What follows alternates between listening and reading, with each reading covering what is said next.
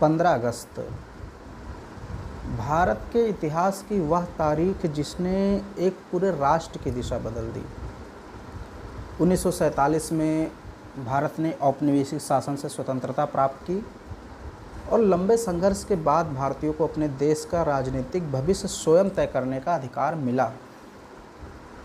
यह केवल सत्ता का परिवर्तन नहीं था, बल्कि एक ऐसी व्यवस्था की शुरुआत थी जिसमें भारत अपने निर्णय स्वयं लेने वाला स्वतंत्र राष्ट्र बना। लेकिन स्वतंत्रता दिवस पर एक प्रश्न आज भी उतना ही महत्वपूर्ण है कि क्या राजनीतिक स्वतंत्रता ही पूर्ण स्वतंत्रता है? ये एक सवाल है। क्या केवल विदेशी शासन से मुक्ति मिल जाने के बाद मनुष्य पूरी तरह स्वतंत्र हो जाता है, या स्वतंत्रता का अर्थ इससे कहीं अधिक गहरा है? भारत की राजनीतिक स्वतंत्रता वास्तविक है, इसमें कोई संदेह नहीं है।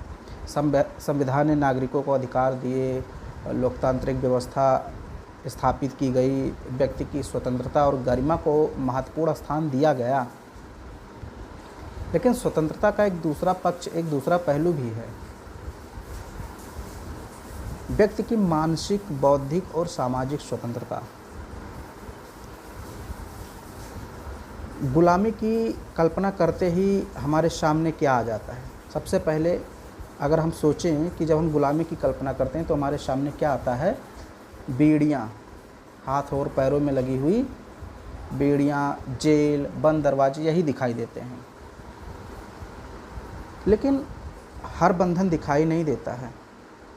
कुछ बंधन मन के भीतर होते हैं, जैसे भय, अज्ञान, पूर्वाग्रह, अंधानुकरण या सामाजिक दबाव भी मनुष्य की स्वतंत्रता को सीमित कर सकते हैं। किसी व्यक्ति के पास अपनी बात कहने का अधिकार हो सकता है, लेकिन वह केवल इस डर से चुप रहता है कि लोग उसके बारे में क्या सोचेंगे।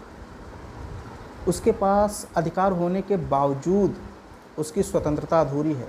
वो सोचता है कि लोग उसके बारे में क्या सोचेंगे, समाज क्या कहेगा उसके बारे में, इसलिए वो अपनी मन की बात नहीं कह पाता।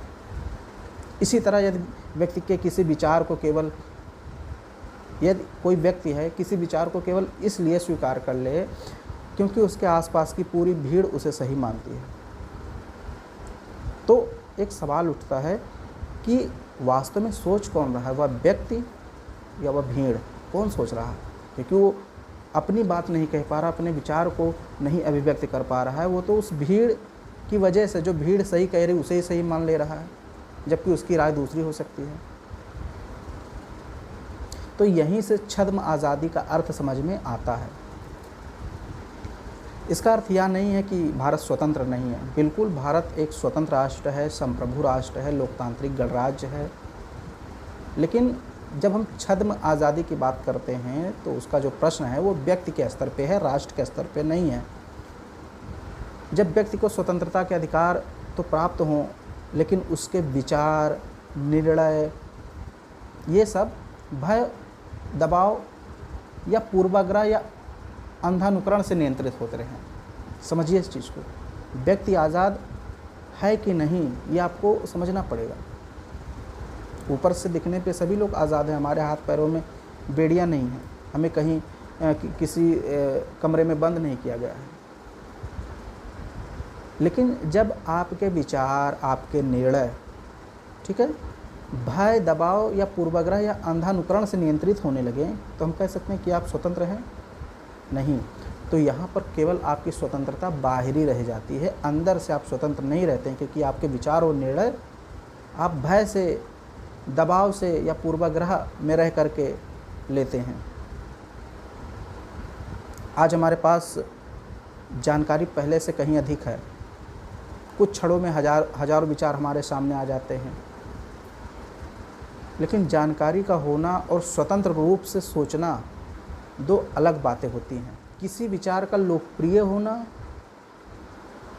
उसे सत्य सिद्ध नहीं करता है।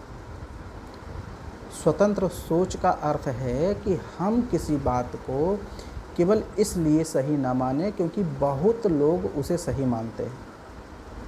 हम उसे समझें, प्रश्न करें, प्रमाण देखें और तर्क करें, फिर अपना निष्कर्ष बनाएं। इसे कहते हैं बौद्धिक स्वतंत्रता, यानी हम दिमागी रूप से स्वतंत्र हैं। स्वतंत्रता का एक और बहुत महत्वपूर्ण पहलू है भय से मुक्ति। मनुष्य कई बार सत्ता से नहीं बल्कि समाज की प्रतिक्रिया से डरता है। उसको सरकार से नहीं डर लगता कि सरकार क्या कहेगा, क्या करेगा मेरे साथ, लेकिन उसको समाज से ज़रूर डर लगता है। समाज की प्रतिक्रिया से डर लगता है। उसे डर होता है कि लोग क्या कहेंगे, उसके विचारों को कैसे देखा जाएगा, वह अकेला पड़ जाएगा या उसकी प्रतिष्ठा प्रभावित होगी इससे। जब यही भय हमारे विचार और निर्णय तय करने लगते हैं तो बाहरी स्वतंत्रता के बावजूद हमारी आंतरिक स्वतंत्रता कमज़ोर हो जाती है। इसलिए वास्तविक स्वतंत्रता केवल बोलने का अधिकार नहीं है, यह अपने विवेक के अनुसार सोचने और आवश्यकता पड़ने पर अपनी बात रखने का साहस भी है। लेकिन इस साहस का अर्थ मनमानी नहीं है। ऐसा नहीं कि आपको बोलने का या अपना विचार रखने का स्वतंत्रता है तो कुछ भी कर सकते हैं। स्वतंत्रता हमेशा जिम्मेदारी के साथ जुड़ी होती है। लोकतंत्र में हम अपने विचार, हम अपने अधिकारों की बात करते हैं और करनी भी चाहिए, लेकिन अधिकारों के साथ जिम्मेदारियां भी आती हैं। यदि हमें अपनी बात कहने की स्वतंत्रता चाहिए तो हमें दूसरे व्यक्ति की बात सुनने का भी धैर्य रखना चाहिए। हमारे अंदर ऐसा धैर्य, साहस होना चाहिए कि हम दूसरे की बात को भी सुन सकें। ऐसा नहीं सिर्फ अपनी बात मनवाते रहें। यदि हम अपने अधिकारों का सम्मान चाहते हैं तो हमें दूसरों के अधिकारों और गरिमा का भी सम्मान करना होगा। यदि हम समानता चाहते हैं तो हमें अपने व्यवहार में भी समानता को स्वीकार करना होगा। असली स्वतंत्रता का अर्थ यह नहीं कि समाज के सभी लोग एक जैसा सोचें। एक स्वतंत्र समाज में मतभेद स्वाभाविक है, मतभेद होगा ही होगा। लोग अलग अलग विचार रखते हैं और लोकतंत्र की सुंदरता इसी में है कि अलग अलग विचार सामने आ सकें, उनके बीच तर्कपूर्ण संवाद हो सके। असहमति को तुरंत शत्रुता में बदल देना स्वतंत्र सोच को कमज़ोर करता है। लेकिन असहमति का अर्थ अराजकता भी नहीं है कि हम तुरंत मारपीट करने लगें, दंगे करने लगें। स्वतंत्रता के साथ विवेक, संयम और जिम्मेदारी आवश्यक है। सबसे कठिन स्वतंत्रता मानसिक स्वतंत्रता है। आप हमारे विचारों पर परिवार, समाज, शिक्षा, संस्कृति, मीडिया, राजनीति और हमारे अनुभवों का प्रभाव पड़ता है। इन प्रभावों से पूरी तरह मुक्त होना शायद संभव नहीं है, लेकिन एक स्वतंत्र व्यक्ति इन प्रभावों को पहचानने की कोशिश ज़रूर करता है। जो एक स्वतंत्र व्यक्ति होता है वह अपने पूर्वाग्रहों को भी प्रश्नों के सामने रखता है और यह स्वीकार करने का साहस रखता है कि मैं गलत हो सकता हूँ। यही बौद्धिक स्वतंत्रता की शुरुआत है, क्योंकि अपनी गलती स्वीकार करना कमजोरी नहीं है। कई बार अपनी धारणा को बदलने का साहस ही स्वतंत्रता की सोच की सबसे बड़ी पहचान होता है। तो फिर असली आज़ादी क्या है? वास्तविक आज़ादी क्या है?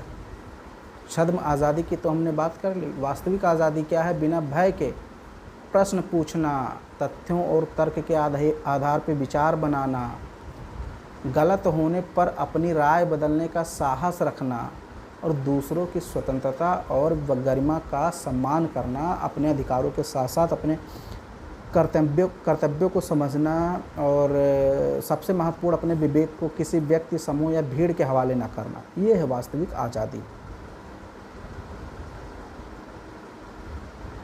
ठीक। अब राष्ट्र की स्वतंत्रता केवल सीमाओं की सुरक्षा से नहीं बनी रहती है। एक स्वतंत्र राष्ट्र की वास्तविक शक्ति उसके नागरिकों की चेतना में होती है। यदि नागरिक अपने अधिकारों के प्रति जागरूक हैं, अपने कर्तव्यों को समझते हैं, प्रश्न पूछने का साहस करते हैं, सत्य और असत्य में अंतर की क्षमता रखते हैं, तो लोकतंत्र मजबूत होता है। और इसलिए स्वतंत्र भारत का निर्माण केवल सरकारों की जिम्मेदारी नहीं है, यह नागरिक चेतना का भी प्रश्न है। 15 अगस्त केवल अतीत के संघर्ष को याद करने का दिन नहीं है, यह अपने वर्तमान को समझने और भविष्य के प्रति अपनी जिम्मेदारी स्वीकार करने का अवसर भी है। हमारे पूर्वजों ने राजनीतिक स्वतंत्रता के लिए संघर्ष किया, अब हमारी जिम्मेदारी है कि उस स्वतंत्रता को विवेक, ज्ञान, चरित्र, जिम्मेदारी और लोकतांत्रिक चेतना से मजबूत करें। स्वतंत्रता दिवस पर प्रश्न केवल इतना ही नहीं होना चाहिए कि क्या भारत आज़ाद है। इसका उत्तर इतिहास दे चुका है। आज हमें स्वयं से पूछना चाहिए, क्या हमारी सोच स्वतंत्र है? क्या हम भय से ऊपर उठकर विचार कर सकते हैं? क्या हम अपने पूर्वाग्रहों को पहचान सकते हैं? क्या हम भीड़ से अलग अपना निष्कर्ष बना सकते हैं, अलग सोच सकते हैं? क्या हम असहमति को स्वीकार कर सकते हैं? क्या हम अपने अधिकारों के साथ अपने कर्तव्यों को भी समझते हैं? और क्या हम अपनी स्वतंत्रता का उपयोग दूसरों की स्वतंत्रता, गरिमा का सम्मान करते हुए कर सकते हैं? क्योंकि 1947 में भारत ने राजनीतिक स्वतंत्रता प्राप्त की थी, लेकिन मानसिक स्वतंत्रता की यात्रा हर नागरिक को स्वयं तय करनी है। वो हमको ब्रिटिश नहीं देंगे। राजनीतिक स्वतंत्रता इतिहास की उपलब्धि है, लेकिन स्वतंत्र नागरिक बनना हमारी व्यक्तिगत जिम्मेदारी है। गुलामी केवल बेड़ियों में नहीं होती, कभी कभी वह भय में होती है, कभी पूर्वाग्रहों में होती है, कभी अंधानुकरण में होती है, कभी उस मानसिकता में जहाँ स्वयं मनुष्य सोचना छोड़ देता है। तो इसलिए देश को आज़ाद करना एक ऐतिहासिक संघर्ष था और हमारे वीर क्रांतिकारियों ने उसको आज़ाद कराया, लेकिन अपने विवेक को स्वतंत्र रखना हर पीढ़ी का संघर्ष है। यही अंतर है असली आज़ादी और छद्म आज़ादी में। स्वतंत्रता दिवस की हार्दिक शुभकामनाएं। जय हिंद, वंदे मातरम।